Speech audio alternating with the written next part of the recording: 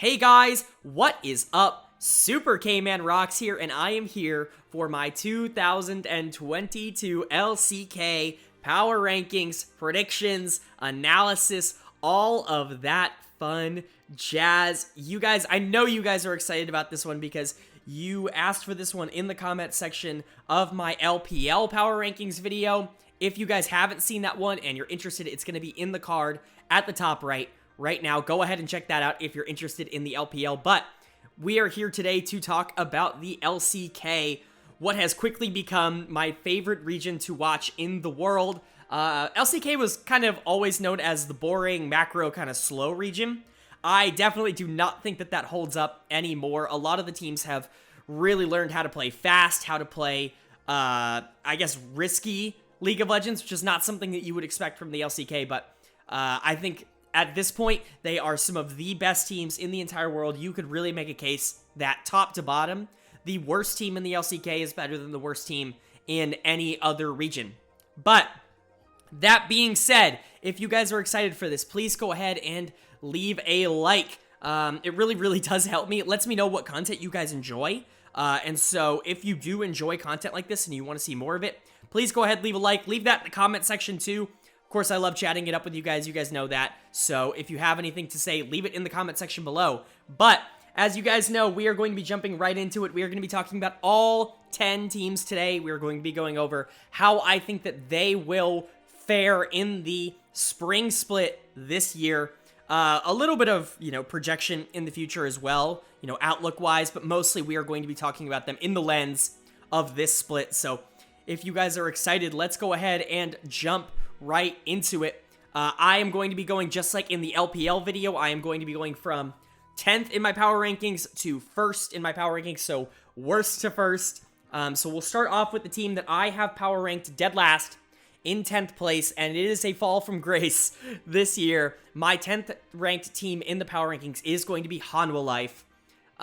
They kind of blew up their roster this year, at least a little bit. They lost their two best players. They lost the two players that kind of carried them to Worlds, and unfortunately, that's really going to take a toll in the LCK. So let's go over who they have now in their roster recap here from top to support. They have Dudu in the top lane. I believe it's going to be Willer playing in the jungle, although they do have On Fleek there as well.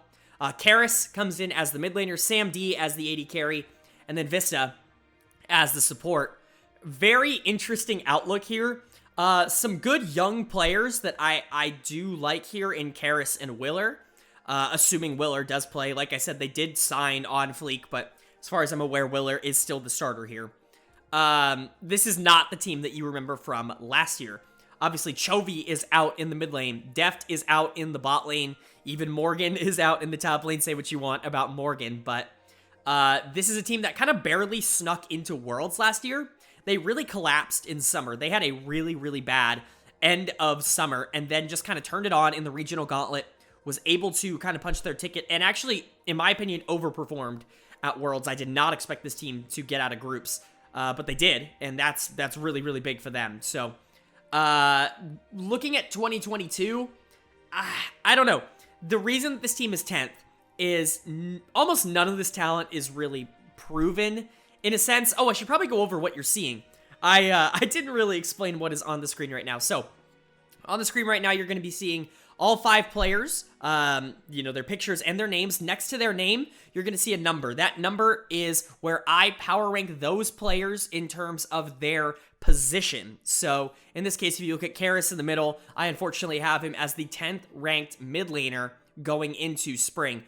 I would really like you guys to take this with a grain of salt. I know I say this in every video, so my long-time viewers are probably annoyed by now, but those numbers are really more of a visual aid than anything. I would much rather you guys listen to what I have to say rather than arbitrarily take the number that is listed next to a player. Sometimes there are positives to be said about players who are lower in the power rankings, and I actually have that case in front of me right now, and I will get to that. In the top left of your screen, you're going to see where I personally power rank the team. In the top right, you're going to see a consensus power ranking. I polled a few members of my Discord server to give me their LCK power rankings, and I made an aggregate of that as sort of a consensus opinion. You're going to see the number that they ended up falling outside of the parentheses, so in this case, still 10th. And then you're going to see their highest and lowest placings in parentheses. So in this case, Hanwha's highest placing in anybody's power rankings was 9th, and their lowest was 10th, so most people consider them to, for sure, be a bottom 2 team, which I would agree with. I think the bottom 2 in the LCK this year are pretty set in stone, but let's talk about where I think this team can go right. I think you're bringing back Willer, which is a good bring. He is a solid player. He was good in their regular season last year, but really, he kind of turned it on at Worlds. I thought he had a much better World Championships than anything he showed in the LCK, and that's a really promising sign for a Hanwha team that is going very, very young, assuming he does play, like I said. The other point that I think I'm a lot higher on than most people is going to be Karis coming here in the mid lane. I really like what I see out of Karis. I watched a little bit of his tape going into this year, and I'm actually really high on him, and I expect him to probably beat this 10th place ranking. At this point, I think going into the season, he's probably projected to be the worst, which is why I have him last, but I think he should beat that. He's going to be a solid player.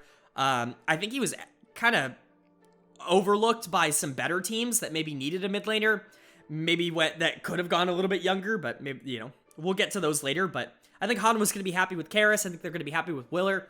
If you're going to have 2 positions with young players in it that can grow together, I really like jungle mid. Obviously, Karis is not Chovy, and he will never be Chovy probably, but, if you're going to get a young mid, I think Karis is a good addition. You also keep Vista on this team, who isn't terrible. He wasn't particularly good last year, but he wasn't awful, I guess, either. Not someone that I would be, super excited about keeping, but also, there are worse supports in the league. You bring in SamD here to play AD carry, someone who, most recently we saw him in the LPL. You played for Victory 5 a little while ago. I'm not super high on SamD. I think he's kind of a replacement level AD carry. He gives this team some sort of veteran presence. I guess Vista isn't really that. He's only been around for so long, but SamD is much more of that veteran presence, and I think the bot lane here of SamD and Vista is going to be not a huge weak point of the team. I don't think it'll necessarily be a strength of the team, but I don't think that they're going to be, this some sort of gaping weakness for the team at all. And then you have Dudu in the top, who I don't really care too much about. He couldn't win a starting job from Morgan, and if that tells you anything, that's not a great sign. What we've seen from him hasn't been extraordinary, but, he's getting a chance now with really no one behind him to show that he is worth a starting spot. He pretty much had to split it with Morgan. The entirety of his past few years. I believe he split it in 2019 as well. I can't remember with who, though. But he's finally going to get a shot here to actually show that he is a LCK caliber top laner. I'm not expecting much from him, but, maybe he turns it around. Overall, Hanwha, pretty clearly, at least to me, the worst team in the league. I think their upside pretty much just comes from this jungle mid duo growing together. I think bot lane's not terrible, but they're not going to be some sort of strength, and I think top lane is going to be a weakness. So if you're a Hanwha fan, you're praying that, jungle mid can really synergize, come together, and grow. But I just have a hard time predicting that when there are so many other talented teams in the league. They, for me, fall 10th. Moving on to the team that I have in 9th in my power rankings. I'm not going to sugarcoat it. It should be pretty obvious since they're not 10th. That coming in at 9th is going to be Fredit BRION here. This is a team that finished 10th and 9th last year and never really looked ultra competitive, and then made very little changes to their roster. So let's talk about what they have going into 2022. They've got Sword coming back in the top lane, Umti in the jungle, Lava in the mid lane, Henna and Delight as your bot lane here. I'm just not very excited about this roster. I wasn't excited last year when these guys were rookies coming into the league. I'm certainly not excited that you're just running it back here with a team that really didn't perform at all. Last year they had some good wins, but they had some bad losses too. I just don't understand it. The one change you're making here is bringing Sword in the top lane, which is fine. We haven't seen him in a year, and even when he was on Griffin, he was kind of the weak point of Griffin, I think, for a lot of people. So you're bringing him in here. You have no idea what kind of shape he's going to be in. You do bring in Morgan. We were just talking about him. You do bring in Morgan here as cover in the top lane, but, I mean, if Morgan is your starting top laner, I'm not that much more excited. And I would, definitely bet to wager that Sword gives his team a higher ceiling. If he can come in and be as good as he was, 2019, 2020, he is at least a decent player. I think another decent player on this team that maybe got a little overlooked last year was Lava. I thought Lava had a pretty good year. He was kind of the driving force for this Brion team that I don't think was very good outside of him. There weren't a lot of talking points, but when they did win, a lot of it was due to Lava just playing really, really well in the mid lane. You're bringing back here in the jungle. I thought those two had a good synergy together. And, if you're going to bring back two players, I do understand and Lava. Not that I think is some sort of spectacular jungler, but they clearly had some sort of synergy last year. Lava won you some games. I understand sticking with him. The bot lane was not good last year. Henna and Delight do return here, and they're not that great. I don't have them last because there are some players that I'm a little bit more cautious about. At least we've seen them be able to not lose every game in the LCK, but it's certainly not something that I'm going to be, excited about if I'm a Fredit BRION fan, just because they offer you almost no upside. They're just fine. They're going to be okay at best. I think pretty much all the upside on this team comes from the top side of the map. Sorry about that cut. I had to cough. As you guys know, I'm just getting over COVID, so if I have to cut a couple times, I do apologize. I don't want to cough into the mic, but pretty much all the upside of this team does come from their solo lanes, which I think is a good place to have upside come from, obviously, because they have the most, quote-unquote, individual potential. But even then, the upside is Sword getting back to being a mid-tier top laner, and then Lava continuing to grow, and, he's a good mid, but there are a lot of really good mids in the LCK, and there's really not an easy matchup for him. So, I think the peak that this team could get, do I think they can make playoffs? Probably not. As you can see, I have them 9th. The consensus has them 9th. They're kind of splitting time here, 9th and 10th with Hanwha. They're clearly the two bottom teams in the LCK as far as I'm concerned. I think there's definitely a tier shift going up from here, but, at least in this case, I think there are some more proven commodities here with, Lava as opposed to, Karis. And then Sword has at one point played well in the LCK in the past. And so, to me, there's a little bit more of a proven commodity here with Brion, but overall, I don't think they fare much better. And even so, the upside, I just don't think is there either. It's really just the solo lanes growing. So they easily come in as a bottom 2 team for me. Hopefully they can outpace mine and what seems like everybody else's expectations this year. That's going to go ahead and bring us to our 8th ranked team in the power rankings this year, and that is going to be Liiv SANDBOX. Now, SANDBOX is a really interesting team that I'm kind of excited to talk about, but let's go over their roster first and foremost. They're bringing back Dove here, and he's role swapping to the top lane. You have Krako in the jungle, Closer in the mid lane, and then Envy and Kale as your bot lane here. This is a really interesting team, and I think there are pieces on this team that get me really excited, and pieces that have me a little bit concerned. So let's talk about the members that are returning, and I guess it's really only one, but it's kind of two. You have Krako coming back here, which obviously he was the guy here for Liiv last year, along with Fate and Summit, but, all two of the 3 are gone, so Krako's the one you could keep here. He's probably the one out of those 3 that I would keep. He was fantastic last year as the jungler. He was a big reason why this team ended up making playoffs in summer. He really had an explosive summer split, and I think he's going to continue to grow. I think at this point, I would consider him underrated by the general league populace. I think, a lot of the attention is going to be on the T1 guys. Obviously, there's 3 former T1 junglers in the league now. I have Krako, spoiler alert, I have Krako ranked above all of them. I do think Krako is really, really solid, and I think he proved that last year. I think he's only going to continue to get better. Really, really happy they were able to keep him. Obviously, I would have liked if they were able to keep Fate here as well, but if you are going to get rid of Fate, Closer is not a bad replacement. Obviously, we know Closer as the guy who has been splitting time with Faker on T1, but he has been really, really dominant in his small appearances. He's kind of this feast or famine player, and a lot of times it's feast because, he was playing with a really good team, but, obviously the synergy here is going to matter a lot. He relies on his jungler a little bit more, I'd say, than the average mid laner, and that's good for Krako because Krako's a good player, but obviously they are going to have to work together in order to make this work. I think if you're Sandbox, you are incredibly excited to have a mid-jungle duo of Krako and Closer, because both of them have a mechanical ceiling that is out of this world. And so if you can get those two on the same page and get it working, I think this team is going to far exceed this 8th ranked power ranking that I've given them here. You do bring back Dove. Role swapping him to the top lane is interesting. Dove was fine, I think, for Liiv. Obviously, Fate coming in was much better. But Dove was fine for Liiv last year. I think he's going to be fine as a top laner. I don't think he's going to be exceptional, just kind of like he was in the mid lane. I think his champion pool is going to be fine. I don't really have too much concern about someone like Dove role swapping. There are players that have role swapped, that are role swapping, that I'm a little bit more concerned about, I'll say. But Dove's fine. I think he's going to be fine. The bot lane is really where it gets interesting. You're bringing in Envy and Kale here, who were the bot lane for the Gen.G Challengers team that did win, I believe, the LCK Challengers series. I forget what it's called, but when I watched a lot of their tape. I was more interested in Karis than I was in this bot lane, but this bot lane is still pretty good.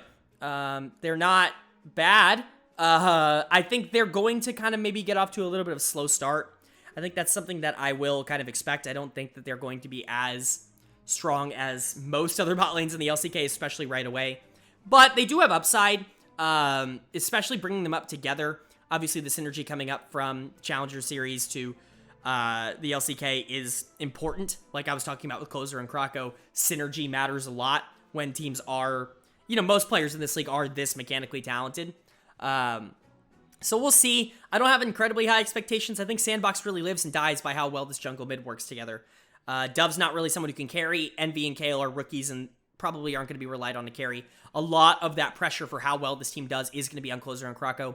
That's why I have them 8th. It's why the consensus has them 8th as well. In fact, in a first time ever, I think for this channel, every single person who put in a vote put them in the same spot. They all put them 8th, which to me is very, very telling because they are clearly better than the bottom two teams, but I think they are also clearly worse than the teams above them. I think everybody above them has a reasonable chance and a reasonable explanation, to be better than them, like tier-wise. So, Sandbox is kind of on their own here in the 8th tier, which is fine. They could outperform this. I could see this being a playoff team if Closer and Krako really come together, if that bot lane shows up, that synergy works out together. I don't think Dove's going to be much, but if that bot lane can overperform and then Closer and Krako can really get on the same page, I can see them making top 6. I'm not going to predict it.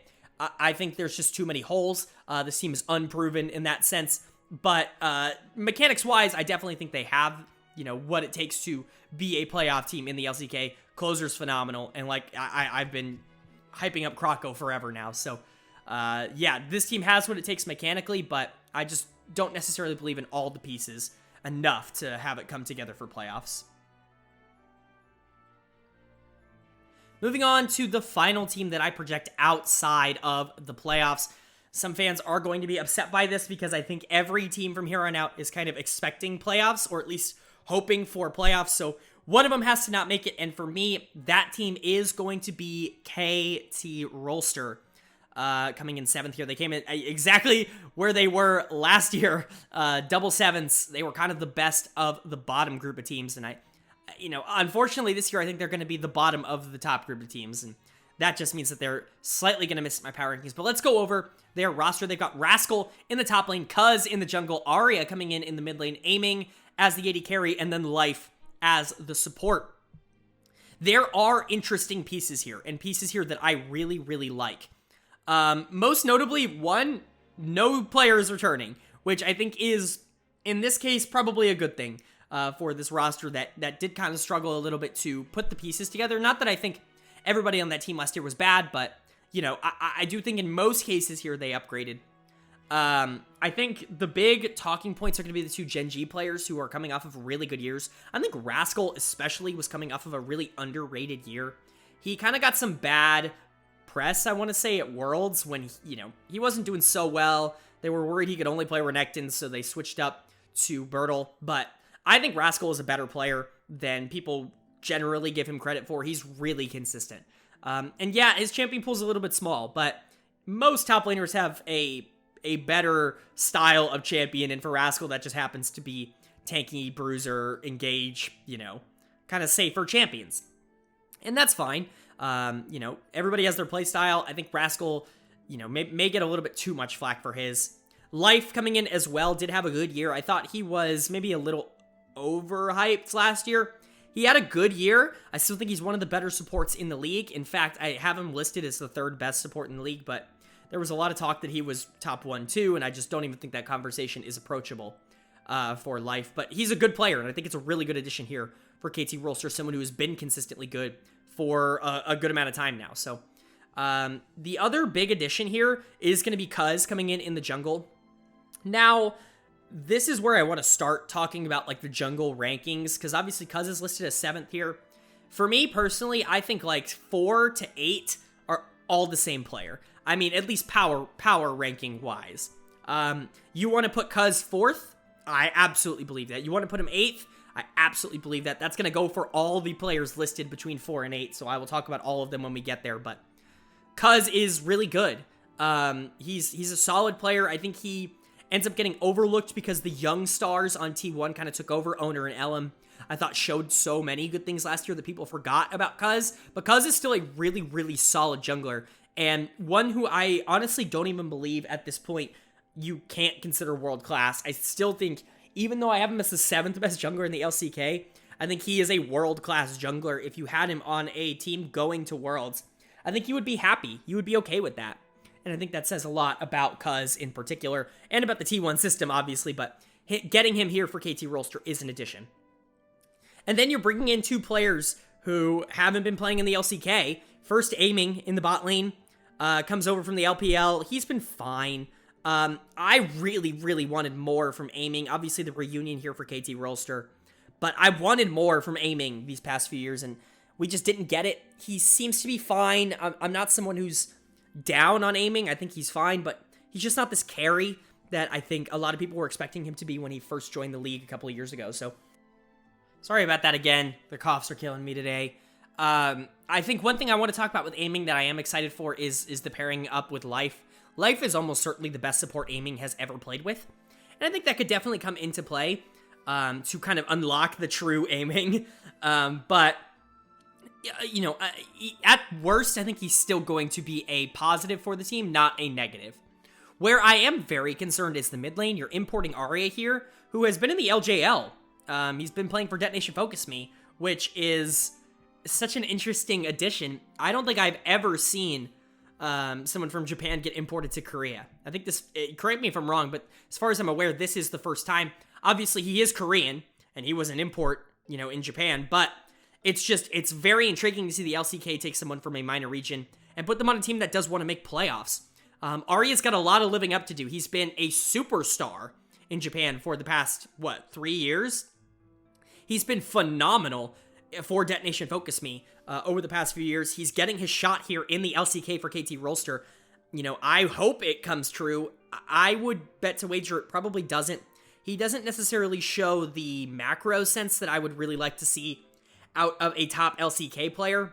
His mechanics are fine, but everybody's mechanics in the LCK are fantastic, so Arya is definitely someone I'm a little more concerned about, I would say, than average mid.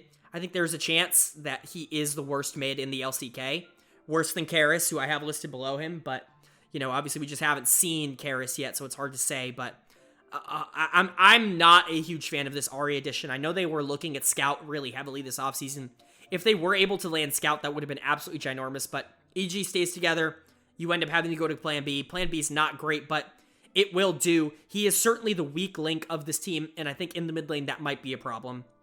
Overall, KT's good. I think they are just not good enough to make playoffs. I think every other team has less notable weaknesses than KT is how I'll say it. Arya is definitely what I would say a weakness in terms of a playoff contending team. And Aiming, in my opinion, is also going to be kind of a quote-unquote weakness there. Someone who I don't think is necessarily going to propel your team to playoffs quite like other people will. I'm a little bit worried about who the main carry on this team is going to be as well. All of them have played more supportive roles, more secondary roles in the past. One of them is going to have to step up and be the main guy. It could be Arya, since he's kind of done that in the LJL, but, you know, we've never seen that on a big stage for him. So it'll be interesting to see where KT goes. Obviously, the consensus agrees with me. They have them just outside. Although some people did put them in the playoffs here at 6. So is there a world where I can see them making playoffs? Absolutely. I think Cuz, Rascal, and Life are 3 playoff caliber players that on most teams I would absolutely agree they should be in the playoffs. I think the LCK is just so loaded this year that it's hard for me to say with their weaknesses that they are definitely one. But if everything goes right, this team could be a contender this year for sure.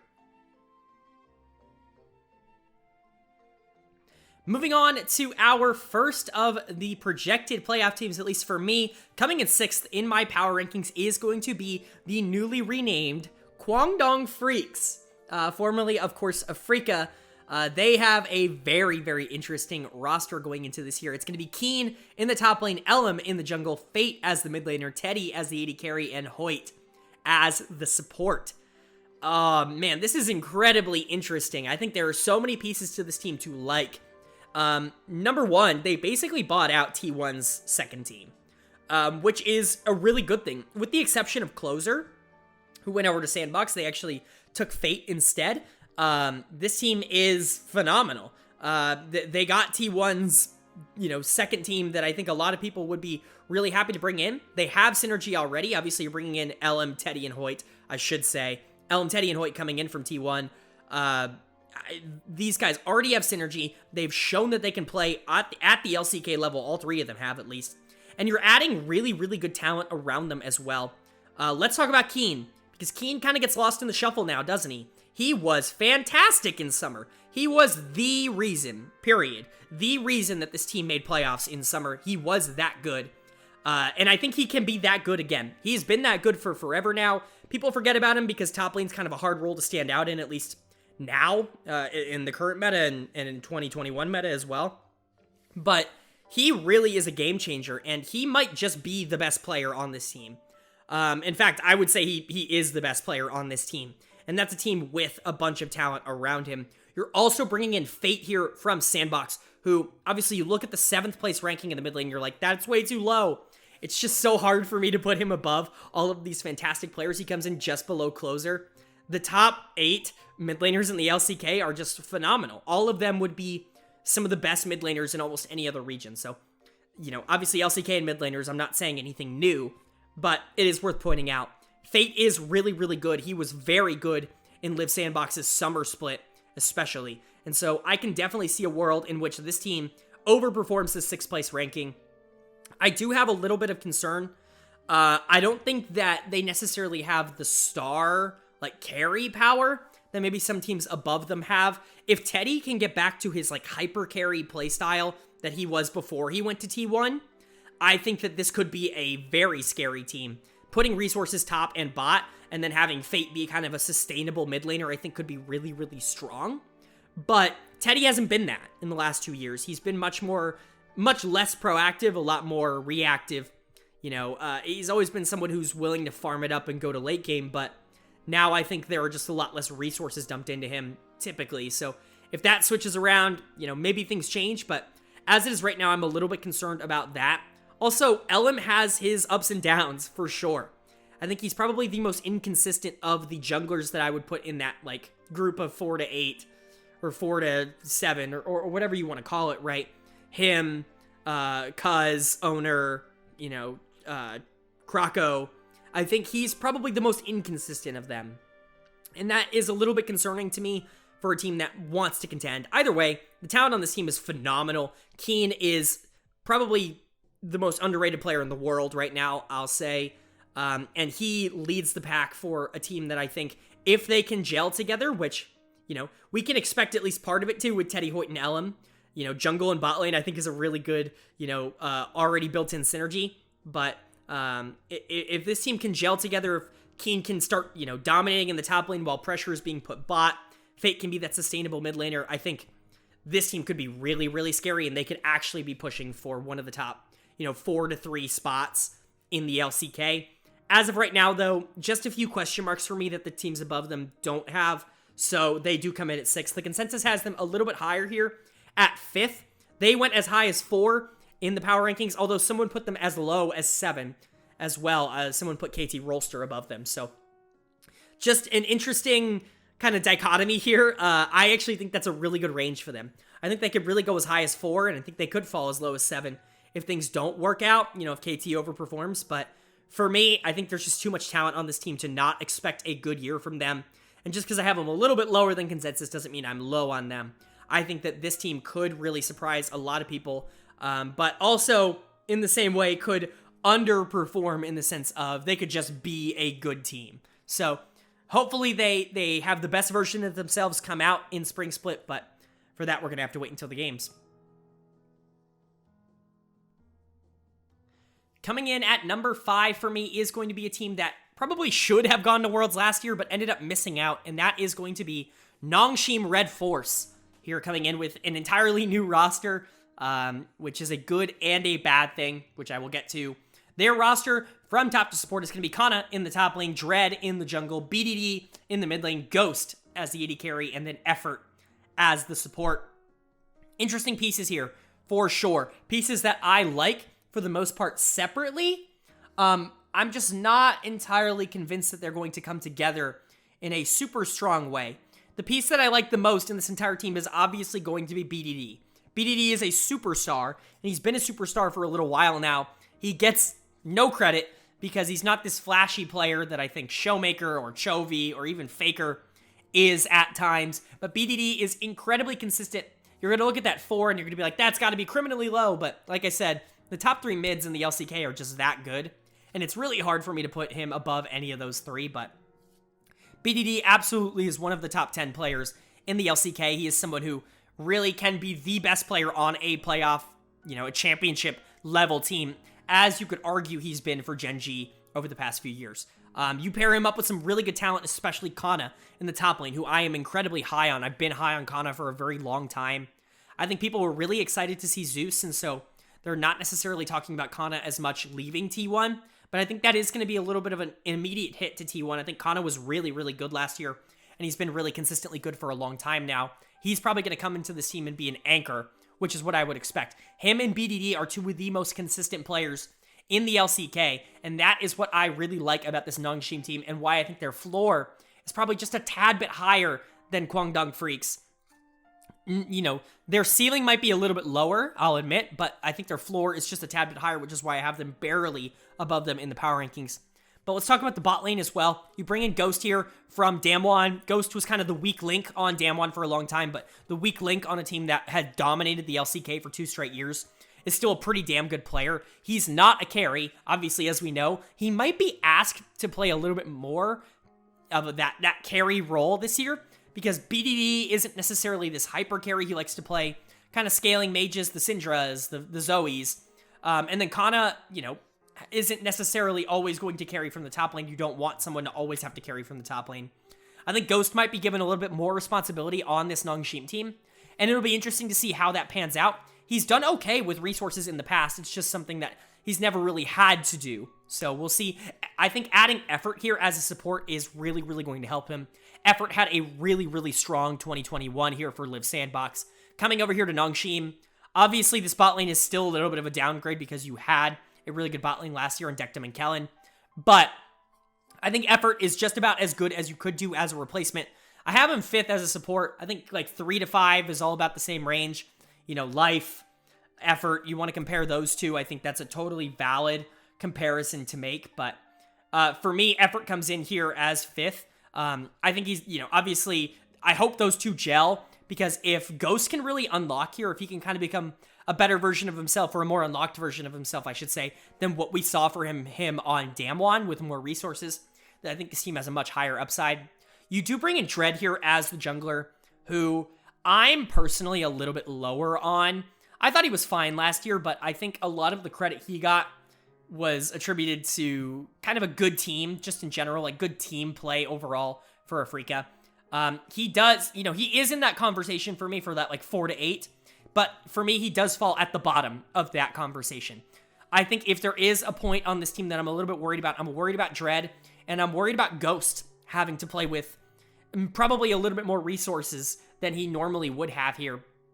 Either way, your floor is really high here with Kana and BDD as your solo laners. I think Effort also raises that floor as well. And so for me, they do come in 5th. The consensus has them at 4th.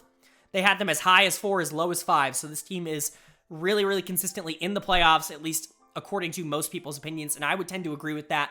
I think this should be a playoff team. However, there is a world in which I could see them underperforming, maybe more than a team like Kwangdong, maybe falling down to 6th.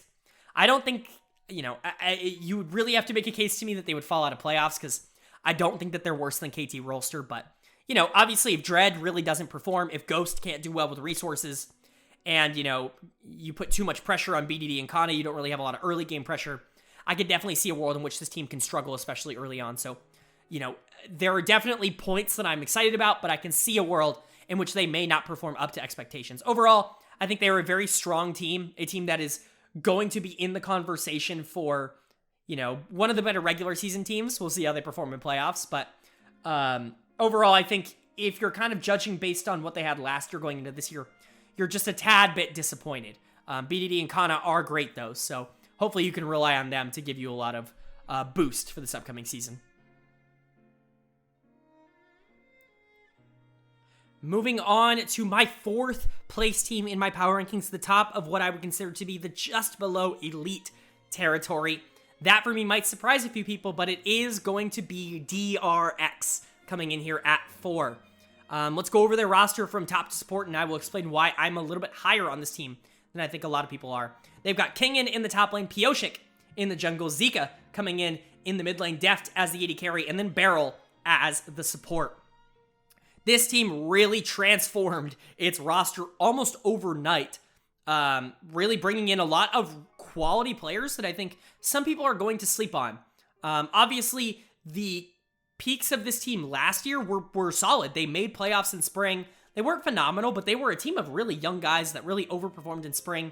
And then everything fell apart in summer. Pioshik wasn't nearly as good in summer, and I think that's a big reason for it. He was kind of arguably the most valuable player in the LCK in spring. He was that good for DRX. I almost said DAMWON. For DRX, I think he was that good. And anyone who's been around this channel for a long time knows that I'm probably as high on Pioshik as anybody in the world. I think he's a world-class jungler. I think he could, within this year, I think be considered the best or one of the best junglers in the world. I think he has that kind of talent. He has that kind of potential. And I'm really just waiting for him to unlock that, to open that up.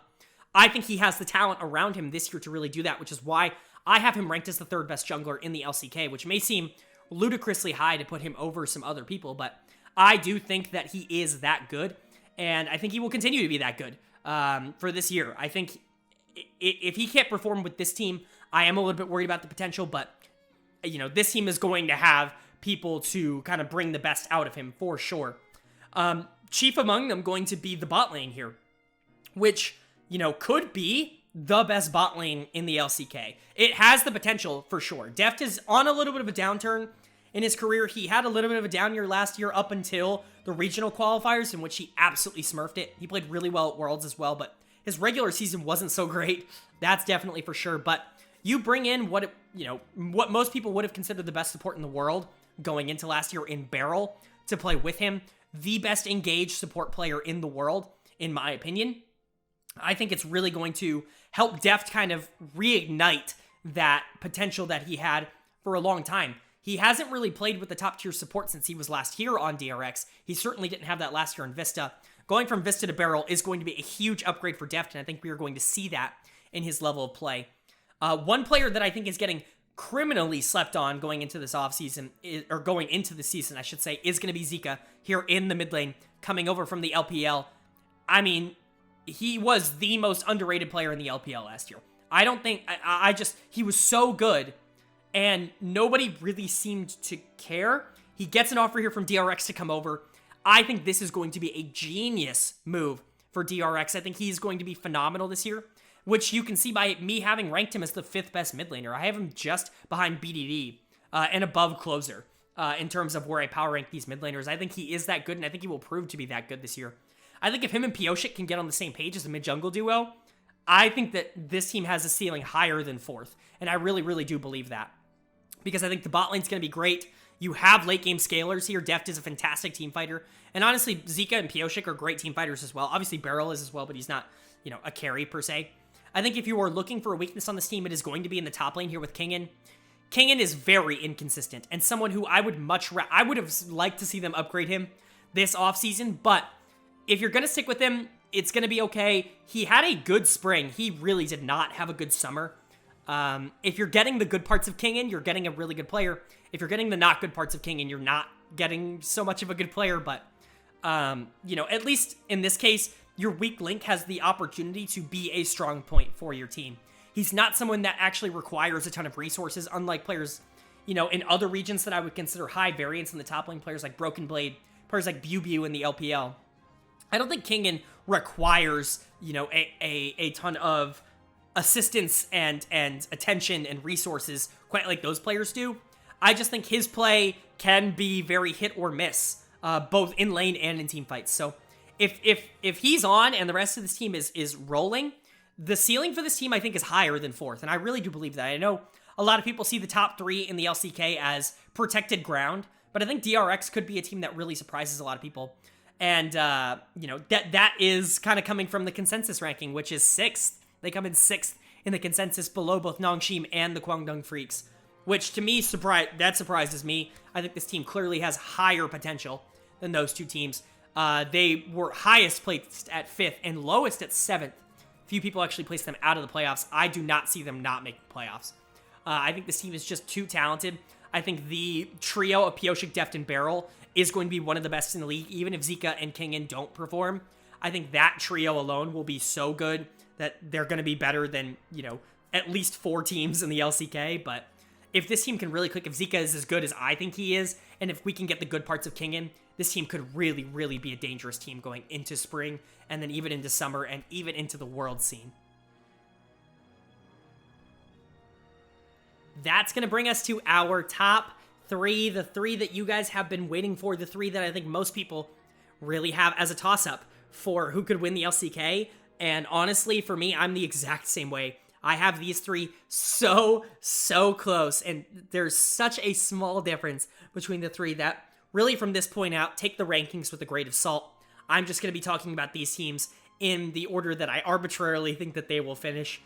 They really are all almost equal in power level, but coming in 3rd for me is going to be T1 here. Now, I know there's going to be some T1 fans that are upset by this, but I'll get into why I think they maybe have a little bit less of a floor than some of the other teams. They've got Zeus in the top lane, Owner in the jungle, Faker in the mid lane, Gumayusi at AD carry, and then Keria at support.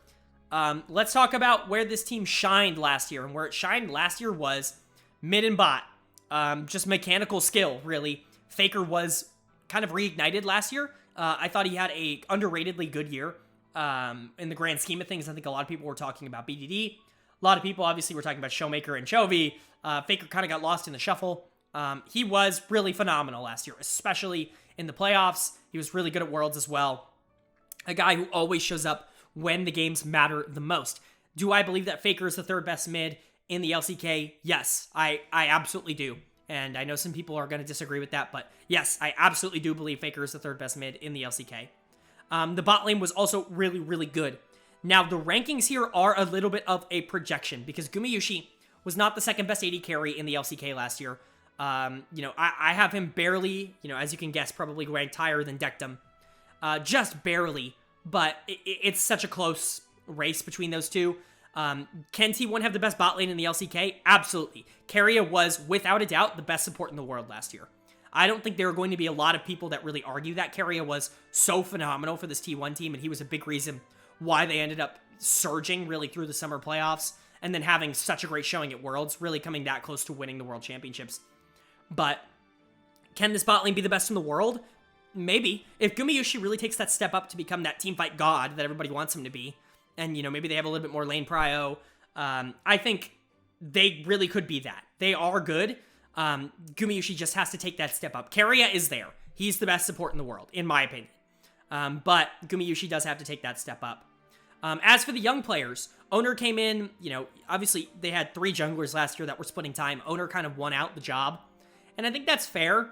I don't think he is a superstar, and I think a lot of T1 fans are going to be upset by that. I think he's a really solid player, but I don't think he's the same kind of prospect that Zeus and Gumayusi are. coming in here. He's a good player. I don't think he is ever going to be one of the best junglers in the LCK.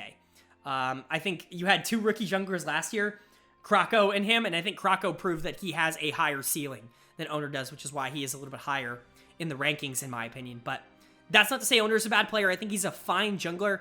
He makes mistakes, but, you know, you're going to make mistakes as a young jungler. He got better as the season went on, and he got better at Worlds, too, which I think is a big sign for me that you really can improve.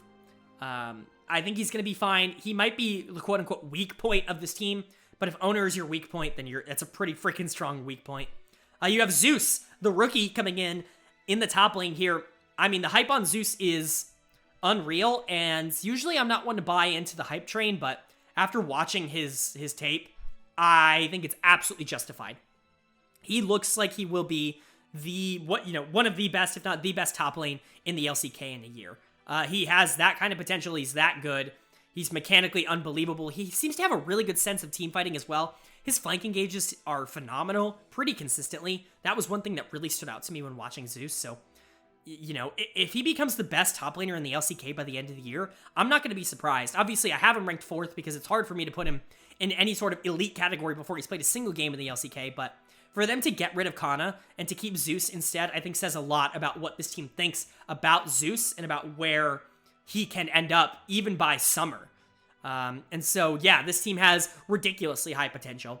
You know, there's the sky's the limit. This team could win the World Championships for sure this year. I truly believe that. The consensus has them as the 2nd best team. Actually, no one put them 3rd. I'm the only person who put them 3rd. People had them as high as 1 and as low as 2. So a lot of people see this team as a pretty good lock to, you know, make finals and to really be a dominant force. I'm not as convinced just because I'm not probably as high on Oner as I think some other people are. And obviously Zeus still has some growing and some proving to do, I will say. But, you know, if you want to convince me that this is the best team in the LCK, it's really hard for me to disagree. They have the best support in the world. They have the best player of all time. And they have an AD carry and a top laner that, if they became the best in their role by the end of summer, I wouldn't even be surprised. So, could this team win Worlds? Absolutely. Do I have them 3rd right now? Yes. But, wow, what a roster. Now we jump into the final reveal, because as soon as I reveal this, I guess number 1 will be revealed as well. But the final reveal of my 2nd place team here. And man, this was the hardest decision to make. I know I said the top 3 are toss-ups, and I do believe that, but the top 2 are really toss-ups. I mean, actually flip a coin, because it would take literally 0 convincing for me to switch these 2. But coming in at number 2 for me is going to be Gen.G. Gen.G coming in at number 2, which reveals my number 1, but holy crap, is this team so freaking good on paper. From top to support, they are looking like Doran in the top lane, Peanut in the jungle, Chovy in the mid lane, Ruler at AD carry, and Lehans at support. Man, whoa, just what an awesome team on paper. Do I get into the part that I'm most excited about first? Yeah, sure, I can't wait. Chovy and Peanut on a team together is like heaven for me. I mean, this is going to be probably the most fun thing to watch in the LCK this year, which is arguably the 2 most mechanically talented players at their positions in the world, just playing together. I mean, maybe you can make a case for Tarzan and Canyon, obviously, but Peanut, mechanically, I mean, macro-wise, he's fantastic too, but just... Oh! Peanut had such a phenomenal 2021 on Nongshim. That team really should have made the World Championships. He was a big reason why. He was fantastic last year. I don't remember if he won MVP. If he didn't, he should have, because he was the most valuable player in the league. He was the best player in the league last year in the regular season. Unfortunately, things didn't work out. They didn't make it work in the regional gauntlet. They couldn't go to Worlds, which I think was really sad. But Peanut was spectacular, phenomenal, every word you want to use last year. And you're pairing him up with arguably the most mechanically talented player we have ever seen in the history of League of Legends in Chovy. And that is such a scary, scary duo. And one that, on its own, would constitute most teams getting 1st place in almost any regular season ever, because that is just so ridiculously strong. Adding on to that, you have, in my opinion, the best AD carry in the LCK still. And some people are going to argue this, but Ruler comes in here at AD carry. He is the remaining member of this Gen.G team, though the one that seemingly will stay here for the rest of time. I still have him as the best AD carry in the LCK, mostly because, in my opinion, he's the most consistent AD carry in the LCK. Players like Gumayusi and Dectum have higher highs, for sure, but I think they also have lower lows. And for me, Ruler is just the pinnacle of consistency at the AD carry position. He's everything you want out of, he's a great laner. He's a world-class, absolutely phenomenal team fighter. He doesn't get caught out hardly ever. He is just the perfect AD. I don't know how else to say it. He's the AD I would make in a lab if I could. And so he comes in as the number 1 AD. You add on the best AD in the league, someone who's incredibly consistent with or without resources, onto Peanut and Chovy, might I remind you. Peanut and Chovy. And this team is, one of the top 2 teams in the league easily. You do have some question marks. Doran in the top lane is coming off of kind of a down year, but Doran is still Doran. He's shown in the past that he's a really mechanically talented top laner. He's played with a few of these players before. Actually, I believe he's only played with Chovy. I could be wrong, though. He's played with, Chovy before. He's played on this Gen.G team before. There's just a lot. Doran, I think, maybe gets a little underhyped in the grand scheme of things, just because he had a bad year on a team that was kind of bad all around. But I think Doran will have a nice bounce back year. And then you bring in Lehens at support, who a lot of people are really high on. I'm a little bit lower on Lehens than I think a lot of people are.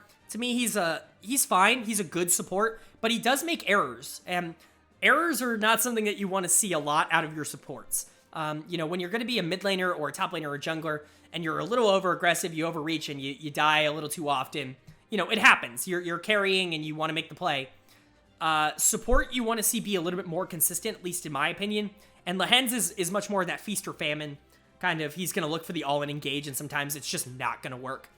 But Lehens is still a really good player. Hands-wise, he's as good as any support in the world. So, and I think playing with Ruler is going to help your macro immensely. And Peanut. Peanut's another person who's just, another guy he just has phenomenal macro. So I think this team is going to be fantastic. I think really it's hard for me not to rank them number 1, which is what the consensus did. The consensus had them as the number 1 team in the LCK, which I understand. As high as number 1, obviously, as low as number 3, which I can see them being below, I think that, 1 to 3, it makes sense, if things kind of flame out here. There are question marks, but golly, I don't think, even on my number 1 team, there isn't a stronger 1, 2, 3 duo, in my opinion, than Chovy, Peanut, Ruler in the LCK. That's just my opinion. We will, I think the lows on Gen.G are a little bit lower than on my number 1 team, but man, this team is phenomenal. If they won the World Championships, I would not be surprised even slightly, even in the smallest. So they really are that good. All right, that is going to take us to our number 1 team in the power rankings. You should know by now, they are the kings of the LCK. They have been. They are a Worlds finalist from this past year, a Worlds champion from the year before. Number 1 for me is going to be DAMWON Kia coming in here. And, I didn't think this was going to be like a super controversial thing, but I can understand where some people are a little bit lower on this DAMWON team than maybe in years past. Although I have some reason to believe that that concern might be a little unfounded. But their roster is looking like Bertle in the top lane, Canyon in the jungle, Showmaker in the mid lane, Dectum at AD carry, and then Kellen at support. Let's talk about the 2 best players, the best duo in the world. The best duo in the world that's been the best duo in the world for 2 years now. Canyon and Showmaker are back here. There was some, tension kind of surrounding that. They, wanted to play together, obviously, but there was a chance that they didn't come back. And I think very luckily for DAMWON, they did come back. And Canyon and Showmaker are still the best duo in the world until proven otherwise. I know I was just hyping up Chovy and Peanut, and they absolutely deserve that. But Showmaker and Canyon, until proven otherwise, are the best duo in the world. Period. End of story. They are the 2 best players at their positions in the world, maybe outside of Tarzan in the LPL. But even then, it's still, at that point, you're looking for things to, make fun of on Canyon and Tarzan, because both of them are that phenomenal. But Canyon and Showmaker are the best. They are just the best at everything. They have perfect synergy. They both know how to play forward and both play supportive. I have nothing bad to say about Canyon and Showmaker. You do not need me telling you how good Canyon and Showmaker are. Let's talk about this bot lane, because that is going to be the biggest source of dispute. Ghost and Beryl are out. Dekdom and Kellen are in from Nongshim. Is this an upgrade or is this a downgrade? That is a hard question to answer. I think a lot of people are immediately going to just say this is a downgrade, because Dekdom and Kellen have never been to Worlds. Well, Kellen has, but Dekdom has never been to Worlds. They have proven almost nothing. You know, how good could they really be compared to Ghost and Beryl, who were the best bot? You know, Beryl was the best support in the world for a little bit of time. I think it's really not that simple. This bot lane is not Ghost and Beryl in the sense of, this is a carry bot lane. Say what you will about Ghost and Beryl, they were not given resources. Ghost especially was not given tools to really make plays. He was the support, you know, essentially on that DAMWON team. That is not how Dekdom and Kellen play. And can that work? Absolutely. If you just have this three-headed monster of Showmaker, Canyon, and Dekdom, and any one of them can get resources at any point in the game, and also all of them are decently adept at being secondary pieces on the team as well, I think that could be the scariest thing in the LCK, and that's kind of what I'm banking on, and why I have them first in my power rankings here. The concern, obviously, is the fact that there might not be enough resources, quote-unquote, to go around. Dekdom is someone who's always been resource-heavy. Showmaker and Canyon are obviously the two that should have the resources on this team. And then we'll get to Bertle later, but Bertle is also someone who is notoriously resource-heavy as a player. And I can see where you might be a little concerned that the resources might not be abundant enough on this team to go around. But in my opinion, I don't think that's going to be a problem. I think all of them are good enough at not having resources and playing to themselves and playing for the team that I'm not really too concerned about it. You could really make the case that Dekdom and Kellen were the best bot lane in the LCK last year, especially in summer. I'm not quite on that train. I think they do have some growing still to do.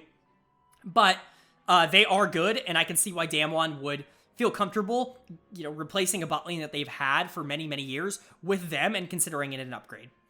Where I am concerned about this team is in the top lane. I have Bertle listed here. I believe Bertle's going to be playing more. Bertle certainly gives this team a higher ceiling. Hoya is on this team here as well, and he certainly gives this team a higher floor, because Bertle's floor is, like, below ground level. There are games that Bertle has where he is just the worst player that I've ever seen.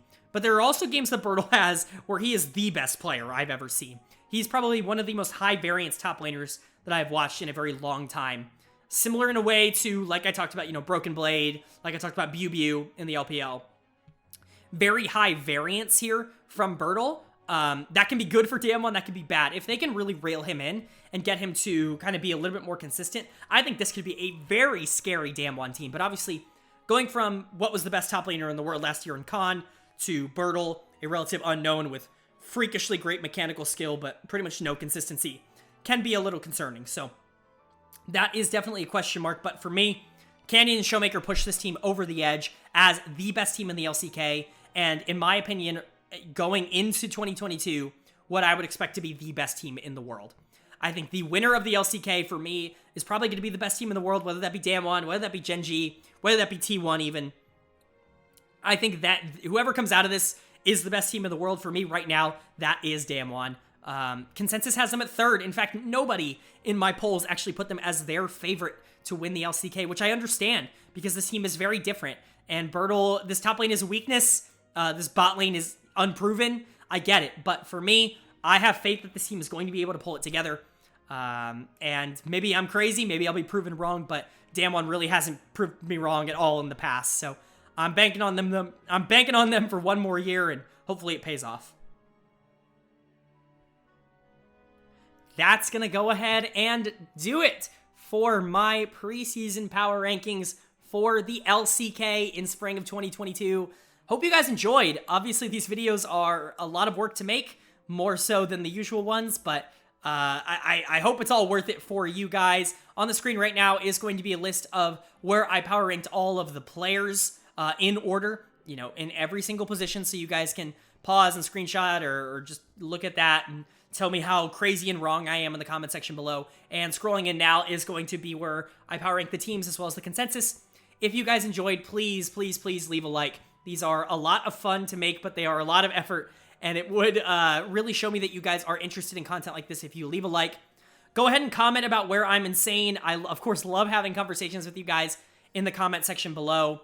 You know, obviously, I don't expect us to have the same opinion. I expect us to have very, very different opinions, so go ahead and leave me what your opinion is in the comments. I hope you guys enjoyed. I really, really do appreciate all of you, and I will see you all later.